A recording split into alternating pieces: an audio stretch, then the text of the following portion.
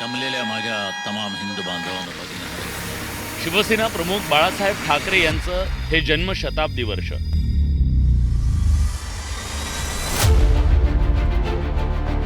बाळासाहेबांनी स्थापन केलेल्या शिवसेनेची मुंबईवर गेली 25 वर्ष सत्ता होती. पण आता चित्र बदललंय. भाजप आणि शिंदेच्या शिवसेनेला मुंबई महापालिकेत बहुमत मिळालं.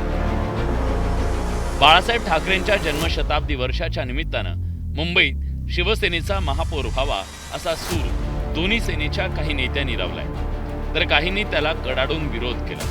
त्यामुळे दोन्ही शिवसेना मुंबई महापालिकेत एकत्र येणार का याची चर्चा राजकीय वर्तुळात रंगली आहे. मात्र त्यामुळे ब्रँड ठाकरेंच्या शिवसेनेतील नेत्यांमध्ये गोंधळ उडाल्याचं चित्र आहे.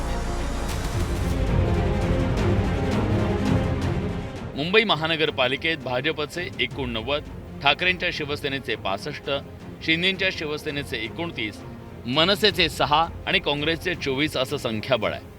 भाजप वगळून दोन्ही शिवसेना आणि मनसेसह इतर विरोधक एकत्र आल्यास हे सत्तेचं समीकरण साधलं जाईल. या पार्श्वभूमीवर ठाकरेंच्या शिवसेनेचे नेते भास्कर जाधव यांनी शिंदेच्या शिवसेनेला साथ घालत एकत्र येण्याचं आवाहन केलंय. महापौर निवड करण्याकरता एकनाथरावांनी उद्धव साहेबांना पाठिंबा दिला पाहिजे. त्यात शिंदेचा पण महापौर होऊ शकतो, शिंदेच्या शिवसेनेचा पण महापौर होऊ शकतो. मी पुन्हा सांगतोय की उद्धव बाळासाहेब ठाकरेंचा महापौर करण्याकरता एकनाथ शिंदेनी पाठिंबा दिला पाहिजे. जर बाळासाहेबांना मानत असतील तर एकनाथराव शिंदेना ते दातृत्व दाखवावं लागेल. पण भास्कर जाधवांच्या वक्तव्याच्या 24 तास आधी ठाकरेंच्या शिवसेनेचे नेते संजय राऊतांनी शिंदेच्या शिवसेनेसोबत कधीही जाणार नसल्याचं सांगितलं. आमच्याकडून काही निर्णय झाला नाही. आम्ही अशा प्रस्तावांना केराची टोपली दाखवतो अनेकदा. भारतीय जनता पक्षाबरोबर काही ठिकाणी म्हणजे जिथे अत्यंत अस्थिरता आहे आणि स्टेबिलिटी आहे तिथे आम्ही शिंदेबरोबर कदापि जाणार नाही. इथं जर काही पर्याय उपलब्ध असतील तर त्या संदर्भात पक्षप्रमुख निर्णय घेतील, पण परस्पर कोणी निर्णय घेणार नाही. आता भास्कर जाधवांनी शिंदेच्या शिवसेनेला साथ घातल्यानंतर ठाकरेंच्या शिवसेनेतले मतभेद चव्हाट्यावर आले. शिंदेचा पाठिंबा घेणार नाही. ते अवधी पक्ष विचार करेल. आजही ती भूमिका एवढे शिवसेनेवरती वाईट दिवस आलेले नाही. सत्ता मिळाली नाही म्हणून आमचा जीव तडफडत नाही, आम्ही कळवळत नाही. आता भास्कर जाधवांनी केलेल्या या आवाहनावर शिंदेच्या शिवसेनेच्या प्रतिक्रियेकडे सगळ्यांचं लक्ष लागलं होतं. यावर शिवसेनेचे मुख्य नेते आणि राज्याचे उपमुख्यमंत्री एकनाथ शिंदेनी दोन्ही शिवसेना एकत्र येण्याची शक्यता फेटाळून लावली, तर दुसरीकडे त्यांच्याच पक्षाच्या मंत्र्यांनी वेगळा सूर अडवलाय.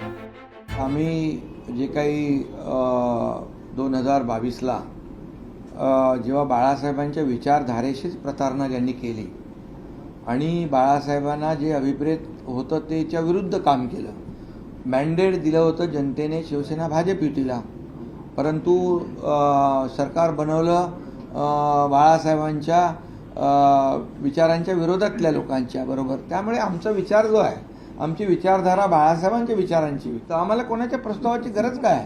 इथे शिवसेना भाजप युतीचा महापौर महायुतीचा होतोय मुंबईमध्ये. शिवसेना प्रमुखांचे विचार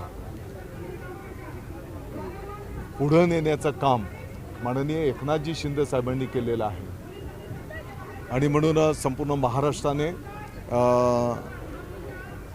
त्याचं अनेकदा अनुभूती पण दिलेली आहे. मग विधानसभेच्या निवडणुकीच्या माध्यमातून असेल, पाठीमागच्या काळामध्ये झालेल्या नगरपालिकेच्या निवडणुकीच्या माध्यमातून असेल, आता महानगरपालिकेच्या निवडणुकीच्या माध्यमातून असेल, आणि म्हणून उलट त्यांनीच आता धनुष्यबाणाच्या शिवसेनेला पाठिंबा दिला पाहिजे. हे बघा, आता ते दोघं जण एकत्र आलेले, त्याला काय प्रत्येकाचा विचार आहे. कोणी कोणाबरोबर एकत्र, राजकारणामध्ये काहीच सांगता येत नाही कोण कधी कोणाबरोबर जाईल.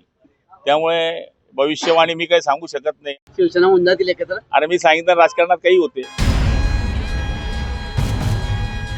1966 साली मराठी माणसाच्या न्याय हक्कासाठी शिवसेनेचा जन्म झाला. त्यानंतर शिवसेना राज्यभर पसरली. 1995 साली शिवसेनेचं भाजपच्या सोबत राज्यात सरकार आलं. गेली 25 वर्ष मुंबई महापालिकेवर शिवसेनेचा झेंडा फडकतोय. मात्र यावेळी झालेल्या महापालिका निवडणुकीत भाजप शिवसेनेनं ठाकरेंच्या शिवसेनेला धक्का देत महापालिकेवर महायुतीचा झेंडा फडकवला. आता बाळासाहेब ठाकरेंच्या जन्मशताब्दी वर्षाच्या निमित्तानं मुंबईत शिवसेनेचा महापौर व्हावा अशी मागणी केली जाते. दोन्ही शिवसेनेमध्ये वाद कायम आहेत. त्यामुळे सध्या तरी राजकारणात दोन ध्रुवांवर असलेल्या या शिवसेना एकत्र येण्याची शक्यता वाटत नाहीये. मात्र राजकारणात कधी काही घडेल हे सांगता येत नाही, हेही तितकंच खरं. नरेश बुबाटेसह ब्युरो रिपोर्ट, न्यूज 18 मराठी.